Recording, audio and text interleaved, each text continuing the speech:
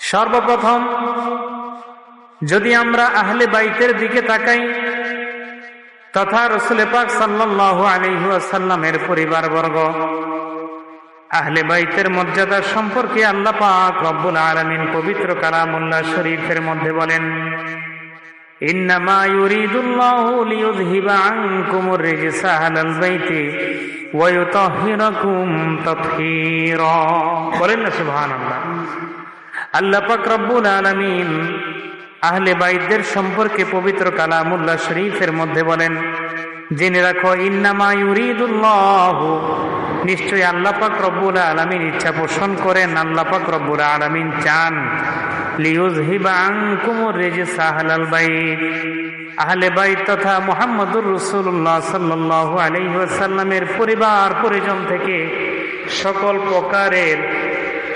প্রকারের রিজস তথা সকল প্রকারের আচরণগত ব্যবহারগত সকল প্রকারের অশালীনতা এবং অসৌজন্য ব্যবহার এটাকে দূর করে দিবেন।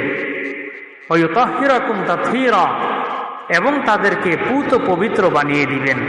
তো আল্লাহ পাক রব্বুল আলামিন যাদেরকে পূত পবিত্র রাখতে চান তাদের মর্যাদা পৃথিবীর মধ্যে কম না বেশি? বেশি।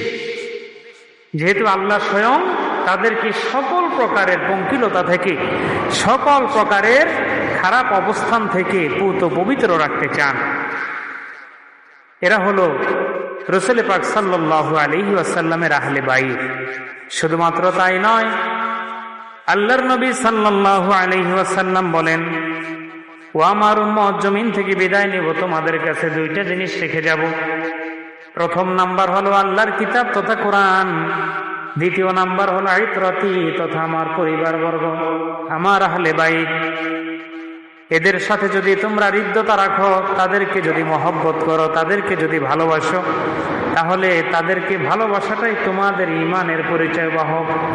তাদের ভালোবাসার মধ্যেই আমার ভালোবাসা লুকায়িত আছে, তাদেরকে ভালোবাসাটাই আমাকে ভালোবাসার নামান্তর। বলেন না সুবহানাল্লাহ।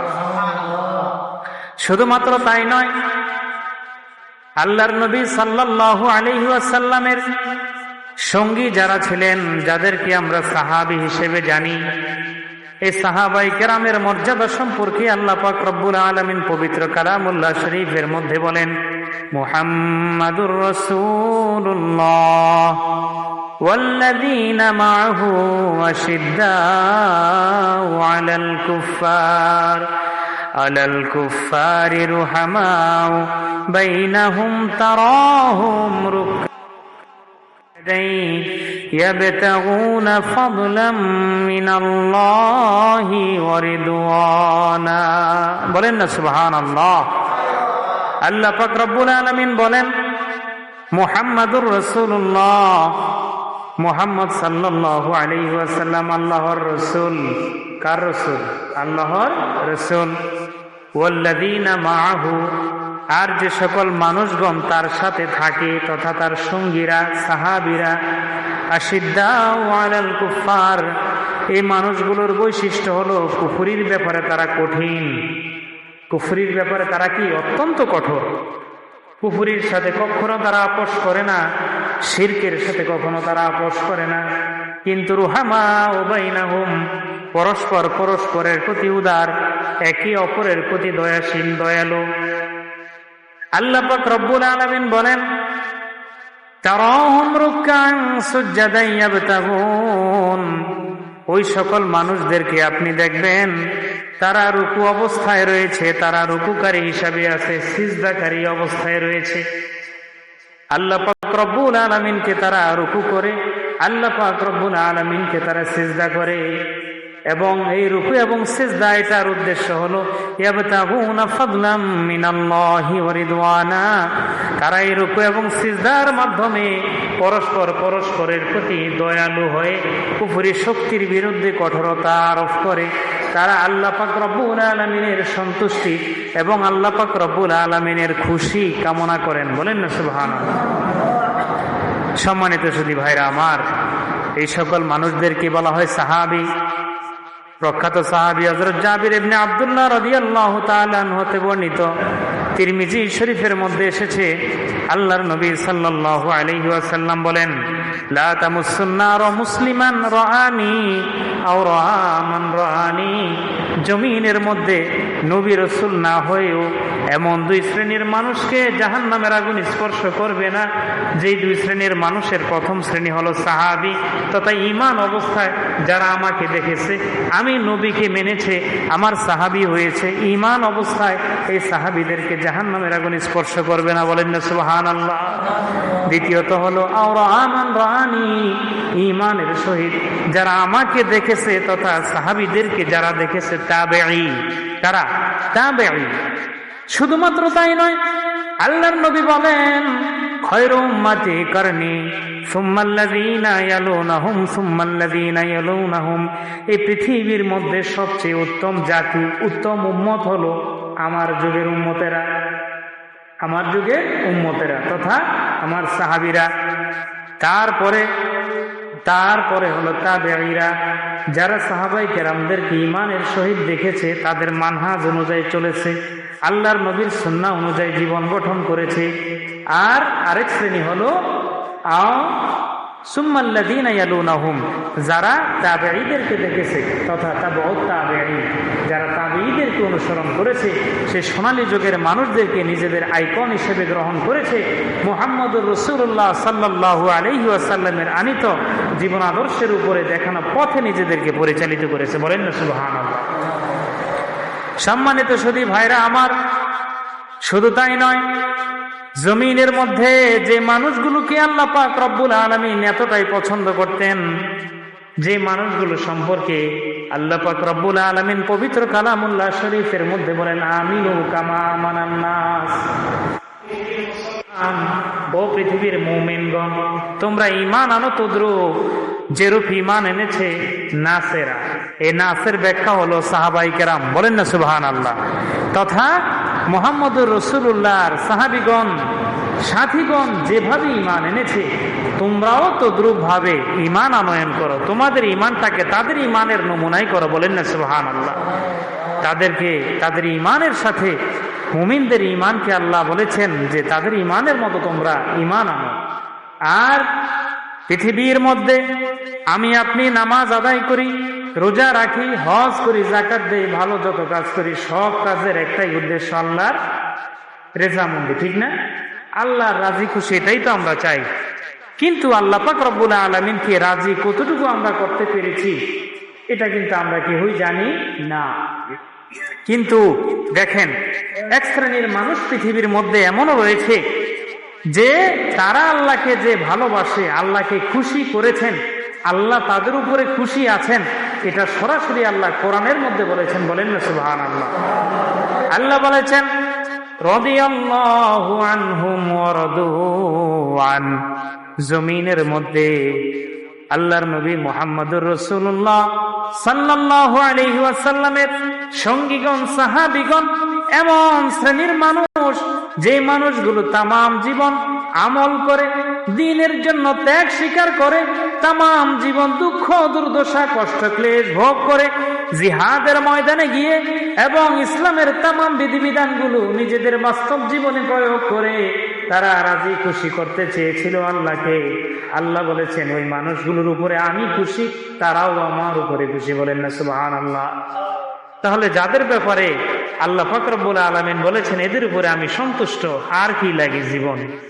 সবচেয়ে বড় পাওয়া আল্লাহর সন্তুষ্টি জমিনের মধ্যে যারা হাসিল করেছেন, তারাই ছিল মুহাম্মদুর রাসূলুল্লাহর আহলে বাইত এবং সাহাবায়ে কেরাম। বলেন না সুবহানাল্লাহ।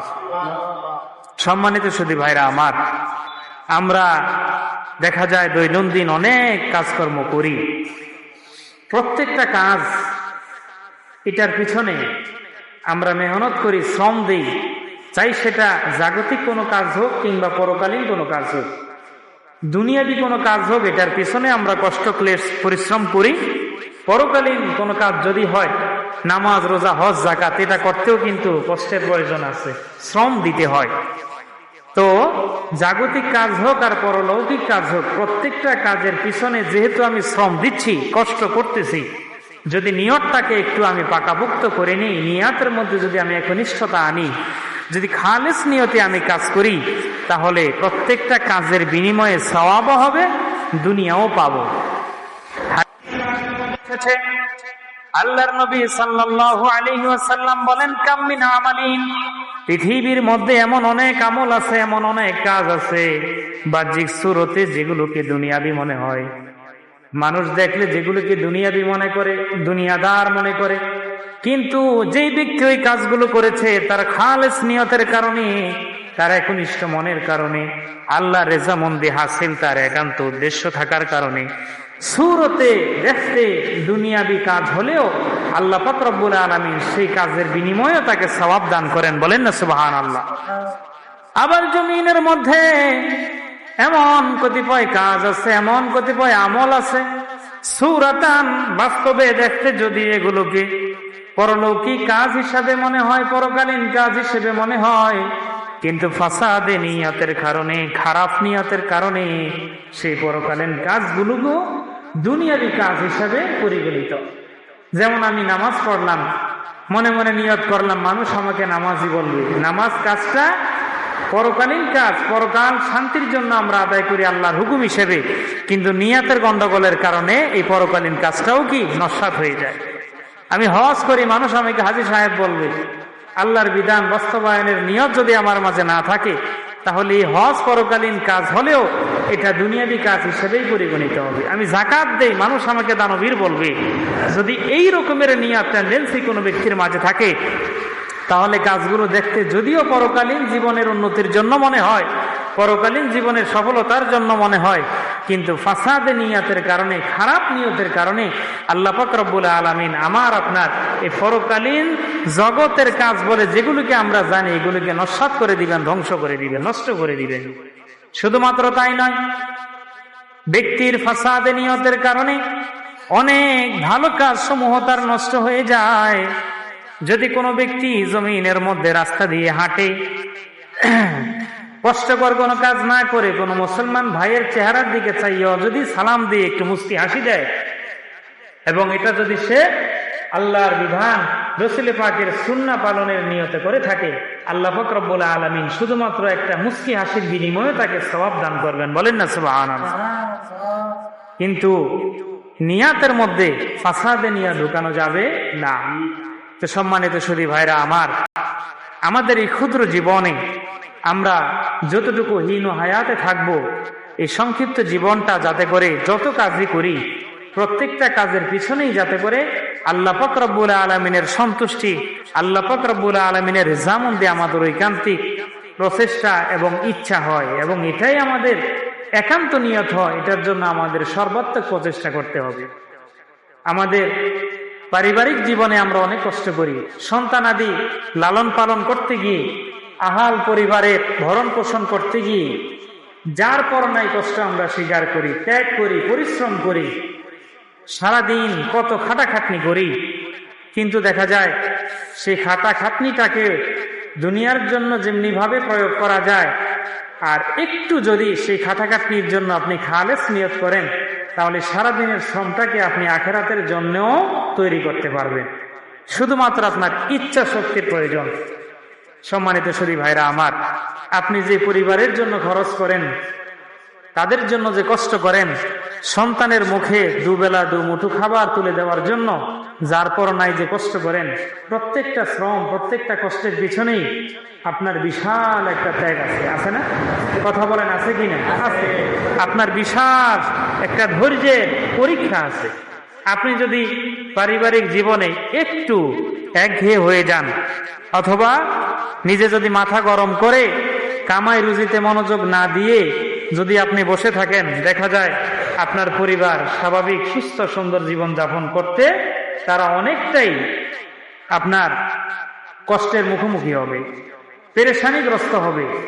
কিন্তু দেখেন, এতগুলি মানুষের রিজিক হয়তোবা আল্লাহ আপনার মাধ্যমে রেখেছেন, যার কারণে একজন সংসারের কর্তা, একজন পুরুষ 4 জন 5 জন 7 জন 10 জনের একটা পরিবারের খরচ বহন করে, এবং সেই মানুষটা সারাদিন কত খাটাখাটনি করে। আমরা অনেকে সন্তান আছে এখানে, সব যে মুরব্বী, সব যে বাবা অথবা দাদার ভূমিকায় তা না। অনেক সন্তান আছে আমরা অকৃতজ্ঞ, অনেক ভাই বোন আছে আমরা অকৃতজ্ঞ, অনেক পিতামাতাও আছে আবার অকৃতজ্ঞ।